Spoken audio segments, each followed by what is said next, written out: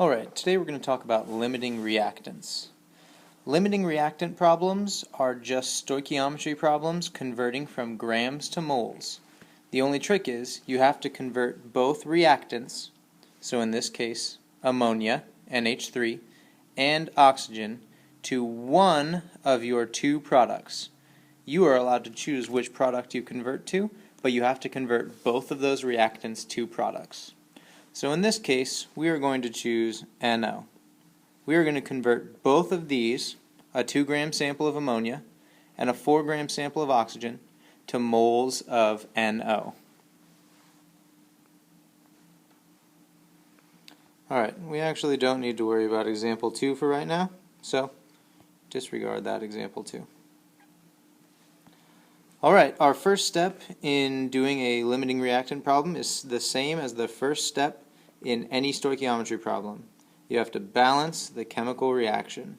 Always assume these are unbalanced. So, we are going to balance this chemical reaction. I see that I have 1 nitrogen on this side and 1 nitrogen on this side. So our nitrogens are fine. 2 oxygens on this side and 2 oxygens on this side. So our oxygens are fine. So the last thing we need to balance are our hydrogens.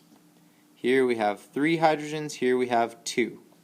Those numbers are tricky to make the same. We know that we're going to have to multiply each by something, so I would recommend multiplying them by each other. We'll multiply these hydrogens by 2 in order to make them 6, and we'll multiply these hydrogens by 3 in order to make them 6. So that'll look something like this. 2 NH3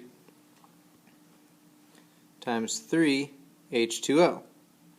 Great, so now those are balanced.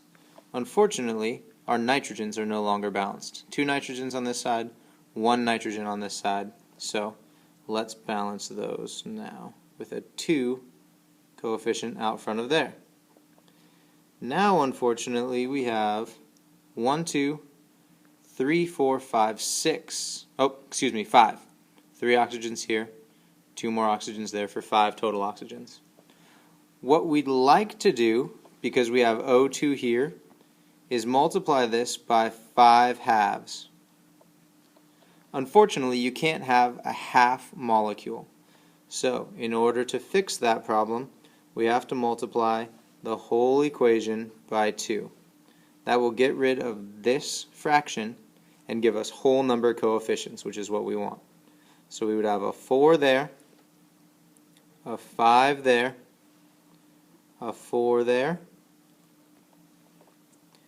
and a 6 here when we multiply all of them by 2. Alright, now we have a balanced chemical reaction and we can begin doing a limiting reactant problem. So let's start with our 2-gram sample of ammonia, because remember we have to convert ammonia to NO and oxygen to NO. So we'll start with our 2-gram sample of ammonia. We have 2 grams of NH3.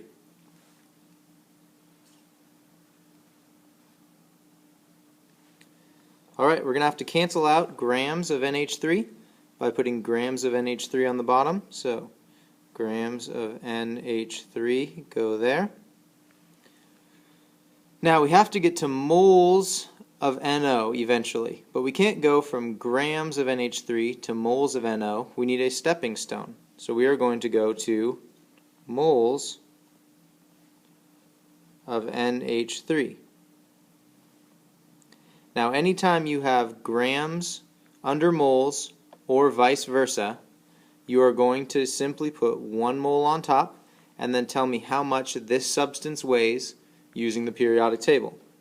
If you look at your periodic table, nitrogen weighs 14 grams, hydrogen weighs 1 gram. We're going to add them together, but remember there are 3 hydrogens, so we have to multiply that 1 by 3.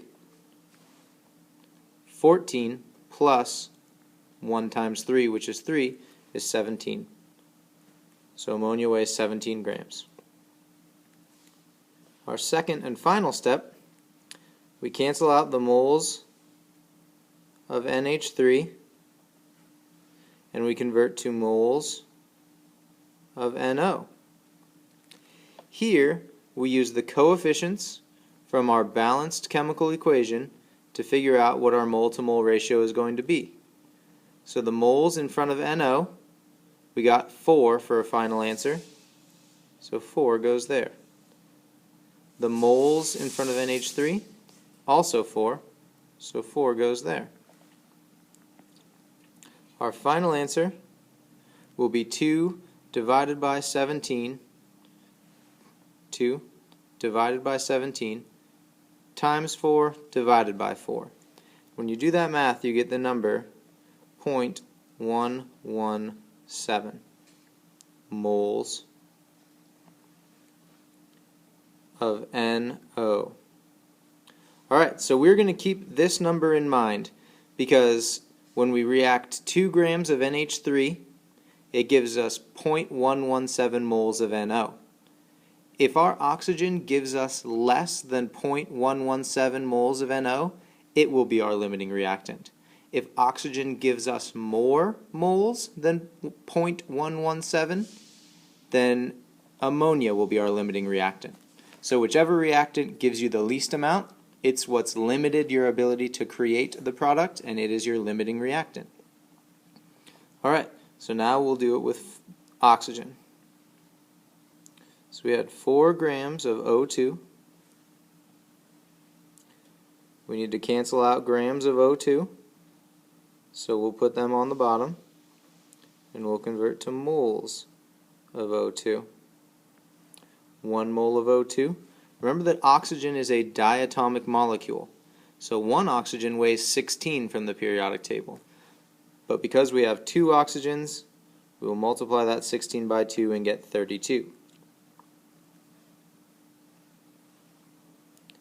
Next, we're going to have to cancel out our moles of O2. We've canceled out our grams by having 1 on top, 1 on bottom. We'll cancel out our moles of O2 by having 1 on top, 1 on bottom. So on the bottom of this next, we'll have moles of O2. And on top, we'll get to convert to our moles of NO. Moles of NO. We figure out what numbers go in here by looking at our balanced chemical equation. So in front of O2, we have a 5. There it is. So 5 moles for O2. And in front of our NO, we have the same 4.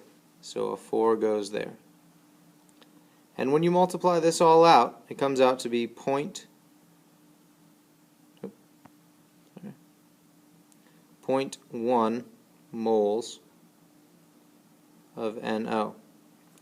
This is our smaller value. That means that oxygen is our limiting reactant. That is how you solve a limiting reactant problem. Come on in if you have any questions.